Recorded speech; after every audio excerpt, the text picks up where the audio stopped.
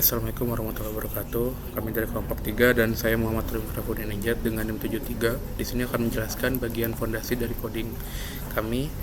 Jadi yang pertama itu ada DB connection. Di sini tuh fungsinya mirip saklar lampu. Jadi setiap kali aplikasi mau mengambil atau menyimpan data, fungsi inilah yang bertugas untuk mengetuk pintu koneksi SQL dan disam.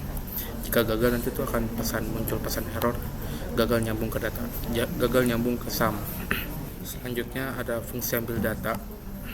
Pas aplikasi ini pertama kali dijalankan, sistem itu akan otomatis mengecek dan mengisi data-data dasar ke database. Kalau datanya masih kosong, mulai dari contoh kategori seperti pendidikan dan pilihan pembayaran, sampai akun admin yayasannya. Jadi pas aplikasi terbuka, kita tidak perlu repot-repot lagi isi data mentah lewat PHP admin lagi. Oke, untuk fungsi tambah donatur akan selanjutnya dijelaskan oleh teman saya. Assalamualaikum warahmatullahi wabarakatuh. Perkenalkan, nama saya Amalia Solesari dengan NIM 56. Di sini saya akan melanjutkan mengenai penjelasan yang tadi sudah dijelaskan dengan teman saya. Di sini kita masuk ke fitur-fitur yang bisa dilihat langsung oleh pengguna di aplikasi utama. Ada tombol bertuliskan donatur baru, klik profile. Di sini fungsinya buka jendela tambah donatur akan memunculkan jendela atau pop-up kecil.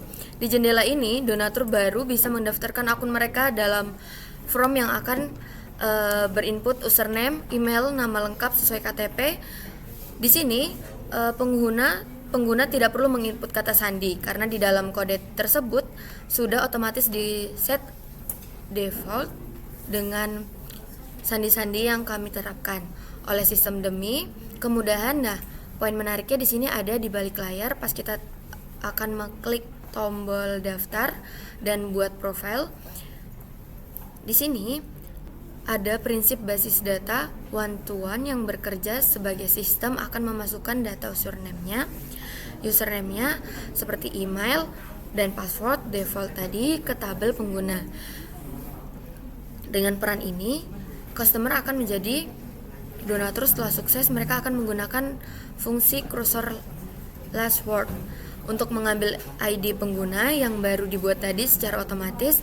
ID ini akan langsung dipakai saat itu juga, kemudian untuk memasukkan data nama, nomor baru, dan alamat tabel profil pengguna. Jadi, satu akun donatur dapat memiliki satu profil lengkap dengan kuncinya saling mengunci, tidak akan tertukar dengan yang lain.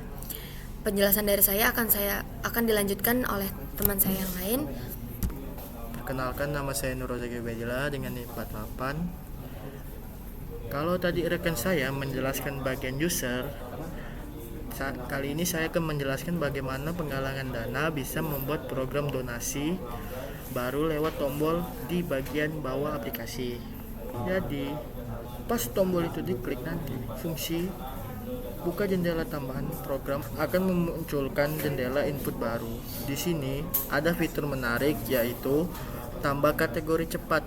Jadi, kalau pelanggan penggalangan dana mereka merasa kategori yang ada di drop down kurang, pas mereka tinggal klik tombol plus baru, nanti akan muncul kotak dialog kecil tempat mereka bisa langsung mengetik kategori baru secara instan dan drop down-nya otomatis terupdate saat itu juga tanpa perlu menutup aplikasi lainnya. Setelah memilih kategori, penggalang dana tinggal mengisi judul campaign donasi mereka beserta target dana yang ingin dicapai dalam bentuk rupiah. Semua inputan ini intinya akan ditampung sementara sebelum digabungkan dengan label atau tag donasinya. Sekian penjelasan dari saya, selanjutnya akan dijelaskan oleh teman saya. Baik, perkenalkan, nama saya Salsabila dengan NIM 76. Di sini saya akan melanjutkan penjelasan dari teman saya sebelumnya, yaitu mengenai jendela tambah program tadi, khususnya di bagian pemilihan label atau teks. Jadi sebelum kita melanjutkan, kita run dulu. Baik, di teman-teman bisa melihat ada sebuah kotak daftar atau list box yang berisi pilihan darurat zakat, anak yatim, dan juga kesehatan. Di sini kami mengatur agar tipenya multiple, artinya pengguna bisa memilih lebih dari satu label sekaligus dengan cara menahannya. Disinilah konsep many to many kita terapkan di aplikasi nyata. Kemudian pas tombol simpan program diklik, kode Python kita pertama-tama akan menyimpan data judul dan target ke tabel program donasi.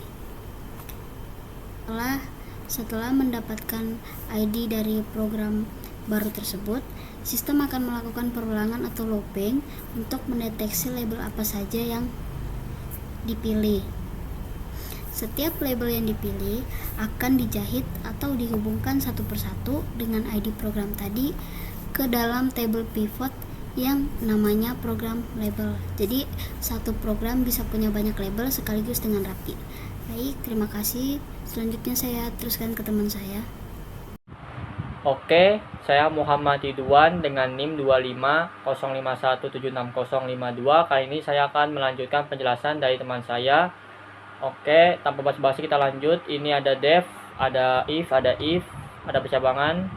Habis itu ada select. Select gunanya untuk menampilkan data, insert gunanya untuk menambahkan data atau mengubah data juga bisa. Habis itu ada 6 tampilan GUI utama. GUI itu adalah graphical user interface, itu gunanya untuk menampilkan jendela aplikasi yang bisa diakses oleh pengguna. Habis itu ini ada Windows-nya, ada nama aplikasi, judul aplikasinya, ada lebar dan tingginya berapa, ada warnanya mau apa. Lanjut, ada tombolnya juga. Habis itu ada beberapa kategorinya, ada beberapa kategori kayak donatur, program, pembayaran, dan nominal. Oke, kita saja tampilkan sebentar. Ini sabar guys. Ini aplikasinya. Nih. Oke, di sini ada beberapa nama-nama datanya. Di sini juga ada daftar buat login buat daftar akun, tinggal masukkan aja. Habis ini ada kategori, bisa kita pilih. Nah, kita bisa menambahkan beberapa kategori. Nah, kita bisa ngetek ini juga, bisa memilih kita bisa memilih tag atau label yang ingin kita pilih. Kita juga bisa menambahkan, kita harus ini dulu ya, daftar dulu supaya kita bisa melakukan transaksi. Kalau dia belum daftar, dia tidak bisa. Ini ada username one yang sudah saya daftarkan, ada bantuan ini sudah saya tulis. Bahwa itu ada melalui apa, BCA kah, Mandiri kah, atau bank-bank lain. Bahwa itu nominalnya berapa, misalnya 200 dan lain-lain. Tinggal kita melakukan transaksi, nanti dia bakal munculkan pemberitahuan seperti itu. Mungkin sekian dari saya, kurang lebihnya mohon maaf. Wassalamualaikum warahmatullahi wabarakatuh.